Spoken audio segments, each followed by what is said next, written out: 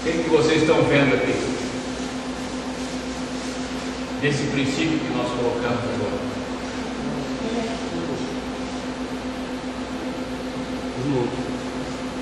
O que vocês estão vendo aqui desse princípio que nós colocamos agora? A cabecinha. É isso? Isso também é sua cabecinha. Nesse princípio que nós vimos aqui agora, vocês estão vendo Adão, e nesse princípio que vocês ouviram aqui, vocês estão vendo Adão.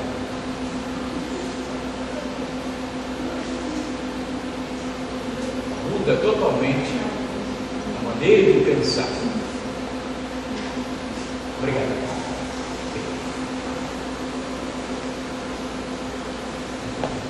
É assim que Deus olha para nós.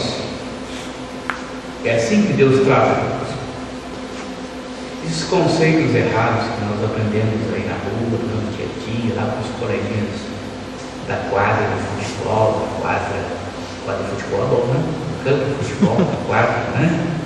Na piscina.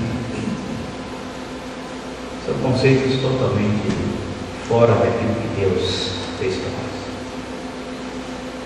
Não é o homem mais, nem a mulher menos, não é a mulher mais, nem o homem menos. Os dois saíram da mesma essência, Adamate. Na sequência, quando Deus coloca Adão para trabalhar as coisas, depois, quando Adão, na verdade, dá o seu time no seu trabalho, Deus visita Adão, Deus somente faz esse trabalho, suscitando também a mulher. E Adão vai dizer: esta é Eva, varoa, tirada de quem? Por a própria essência. Então a origem não está aí, nesse momento, a origem está lá no coração de Deus. Deus fez homem e mulher, macho e fêmea os fez. Então, quando nós começamos a olhar isso, nós começamos a ver nossa esposa e ela começa a nos ver de forma muito diferente. Características próprias. Para Adão, Deus colocou a responsabilidade de liderar a unidade, a liderança, a missão. É uma característica que Deus colocou no homem. E para a mulher, Deus colocou uma outra característica, quando lá diz assim: a mulher será uma ajudadora. Não, você sabe o que é isso? Você só vai me ajudar. Essa é a ideia que é difundida. Mas o senso comum diz uma coisa interessante. O senso comum diz que a mulher tem o quê? 1, 2, 3, 4, 5. O senso comum diz isso, não é? Sabe o que é isso?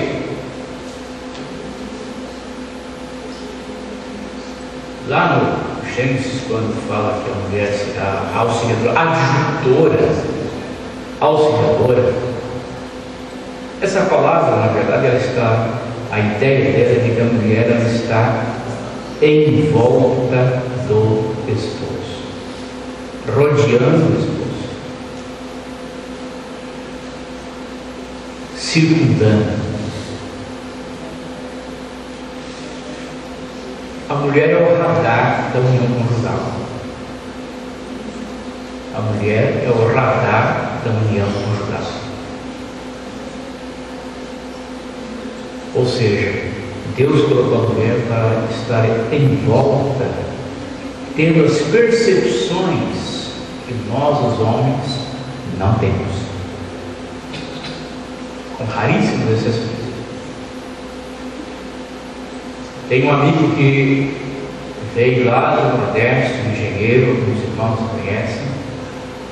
Ele trabalhou durante 20 e poucos anos como engenheiro da Vilares, ocupou cargos de liderança, gerente de manutenção, viajou pela Europa e estava bem colocado na empresa. A empresa passou pelas suas mudanças. Depois desse tempo, 20 e tantos anos, um ano ele saiu de férias, viajou com a esposa, família, filho.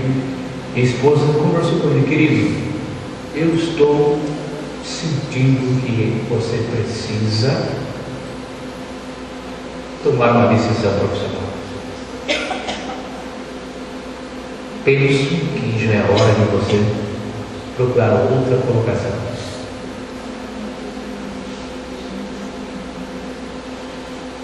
Ele falou: não, imagina, tem todos os projetos aí, consigo voltar das férias, tem tudo bem colocado, não há uma perspectiva, daqui é a sua aposentadoria.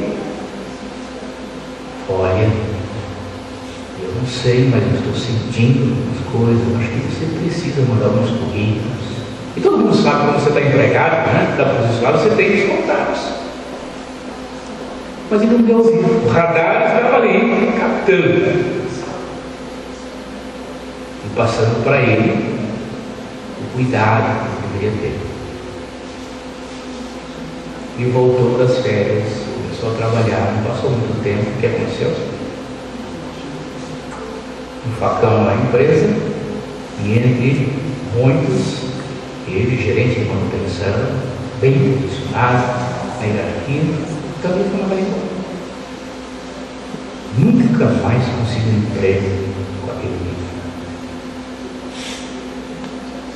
Então a esposa é o radar da união conjugal. A esposa diz: olha, eu estou vendo que a esposa idônea, né? Diz idônea, auxiliadora, idônea, né? Que faz. Olha, eu estou vendo que a sua amizade ali, aquela moça, aquela mulher, ela está meio estranha com você. E o marido, como não tem essa percepção, em geral, não, isso é amizade, deixa pra cá, tá tudo bem. Não. Você está vendo coisa, mas não tem coisa, não tem nada. Ele já fala assim.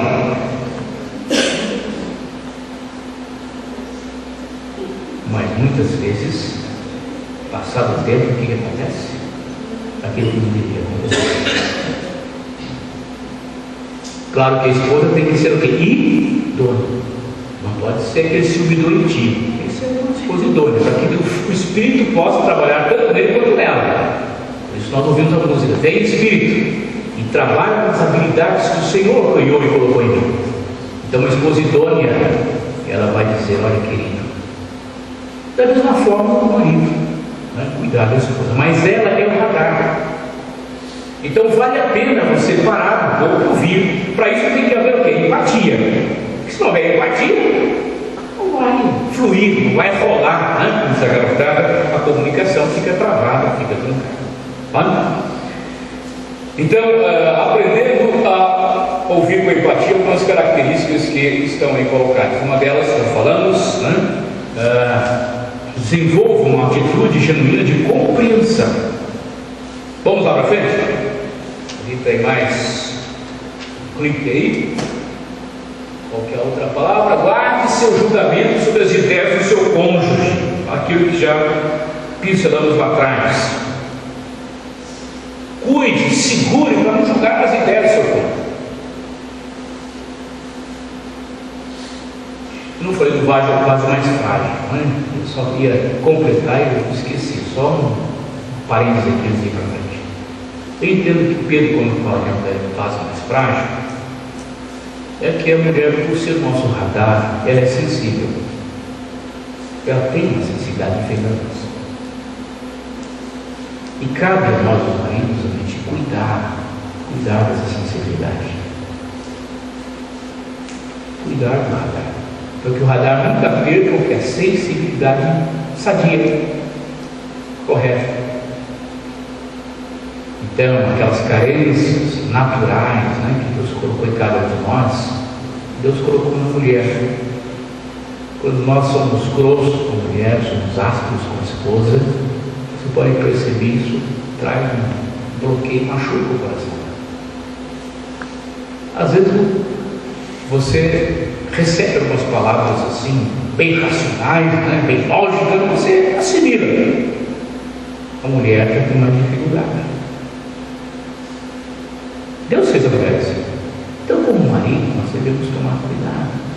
Mas a mulher trabalha fora, ela está num relacionamento profissional, de repente, lá no dia, uma colega atravessou algumas coisas lá e ela veio toda machucada.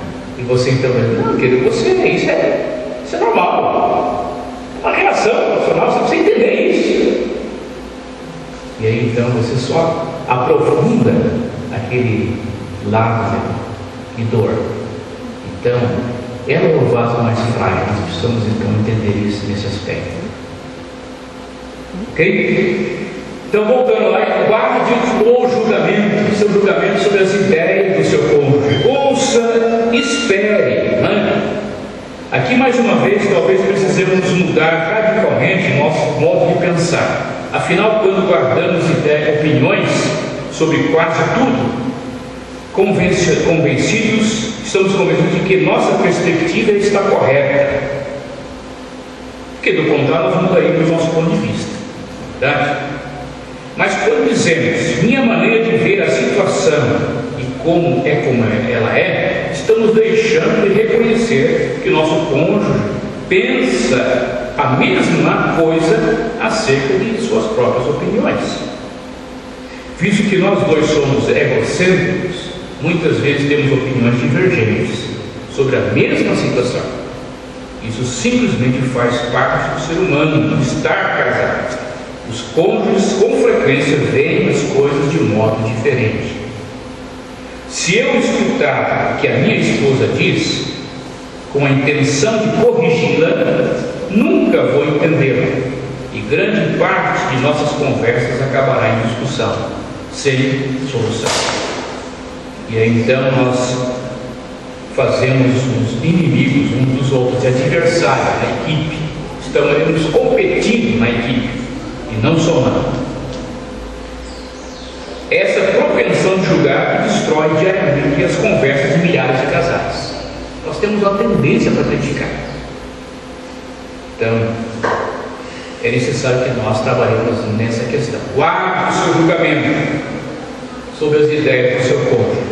Não que você não vá fazer isso no dado momento, mas cuidado, não seja pronto. Tiago diz o quê? Toda pessoa deve ser o quê? Mas pronto para ouvir, mas ouvir nessa direção, com empatia. Terceira característica: aceite seu cônjuge, mesmo quando você não concorda com as ideias dele. Nós não ensinamos nossos filhos o seguinte: às vezes a criança lá, o adolescente, até o jovem, vem dizer, eu não gosto daquela pessoa. O que nós falamos para ela? O filho para o filho: você não deve falar assim. Mas se nós falamos, você deve pensar melhor e observar que você não gosta daquela atitude, daquele procedimento, daquele pensamento dela, mas não dela. Mas na prática, quantas vezes a gente faz isso? O marido e a mulher. Nós misturamos o pensamento, a ideia do esposo, da esposa, que é diferente e contrário nosso, e nós juntamos com a pessoa. Então, esta ideia: aceite seu cônjuge, mesmo quando você não concorda com as ideias dele. Aceitando seu cônjuge pelo fato de ele compartilhar suas ideias e sentimentos com você. Em outras palavras, você expressa sua gratidão ao cônjuge por ele mostrar-se aberto e sincero para com você. A afirmação é um grande passo que vai além do simples fato de guardar o julgamento. Aceitar seu cônjuge verbalmente, você lhe dá a liberdade de ter ideias. Se você critica, não aceita uma ideia contrária, você não dá liberdade para o seu cônjuge. Ele perde a liberdade.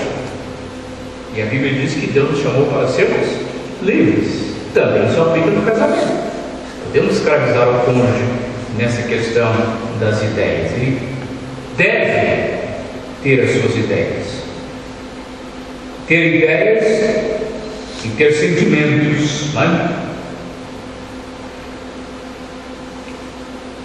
Uma forma de depoimento: aprecio você por compartilhar suas ideias e sentimentos comigo. Agora posso entender por que você ficou tão magoado. Se eu estivesse em seu lugar, tenho certeza de que me sentiria da mesma forma. Quero que você saiba que o amo muito e dói ver você magoado. mas pelo menos agora entendo o que está se passando em seu íntimo. Você ouve, tem para ouvir com empatia. E aprecio você por ser franco comigo. É claro que tudo isso me afeta, e algumas ideias e sentimentos sobre a questão passam pela minha cabeça.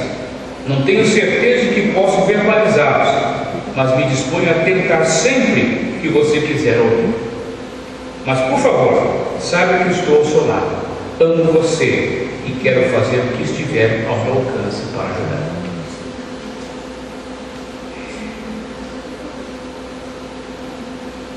Compartilhando ideias, compartilhe as próprias ideias só quando o seu cônjuge se sentir compreendido.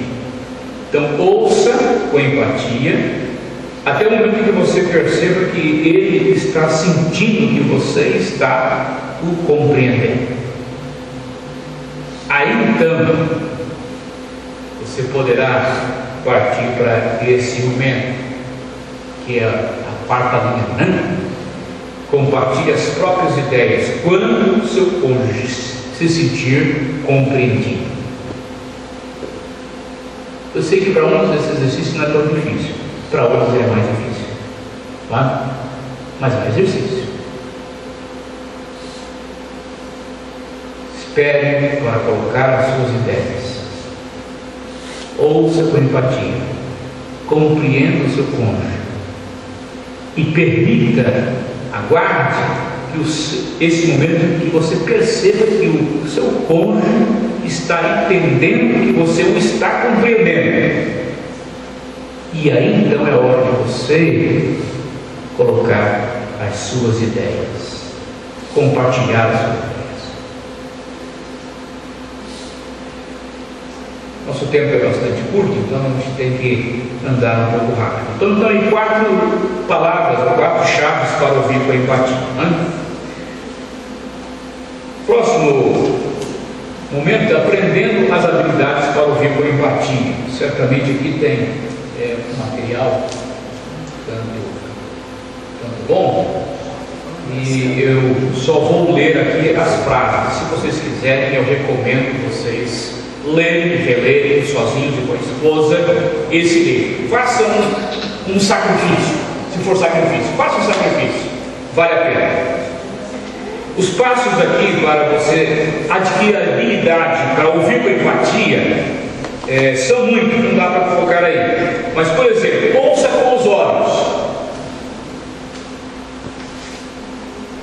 O cônjuge está falando, desliga a televisão. Ou abaixa o volume pelo menos. Feche o jornal. Deixe o livro de lado e olhe nos olhos dele e dela. Então, ouça com os olhos, ouça com a boca, olhe nos seus lábios e veja como está, na verdade, articulando e verbalizando as suas ideias. Ouça com o pescoço, ouça com as mãos, ouça com as costas, ouça com os pés, ouça sentimentos e fatos. Enquanto ouvir, tente imaginar a situação pela perspectiva do cônjuge.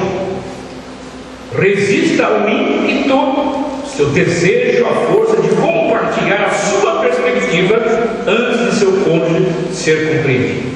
Ele sentir que está sendo compreendido, que é mais do que isso, a primeira parte. Procure esclarecer o que você entendeu das ideias do seu cônjuge, fazendo perguntas de reflexão. Eu estou ouvindo isso, estou entendendo assim, é dessa forma que você está sentindo, é isso mesmo? Tenha humildade para perguntar, não? Procure esclarecer o que você entendeu das emoções do seu cônjuge, fazendo perguntas para reflexão. Resuma o que você entendeu dos pensamentos e sentimentos do seu cônjuge. Afirme os pensamentos e sentimentos de seu cônjuge verbalmente. Peça permissão para compartilhar aí então a sua perspectiva. É a última coisa.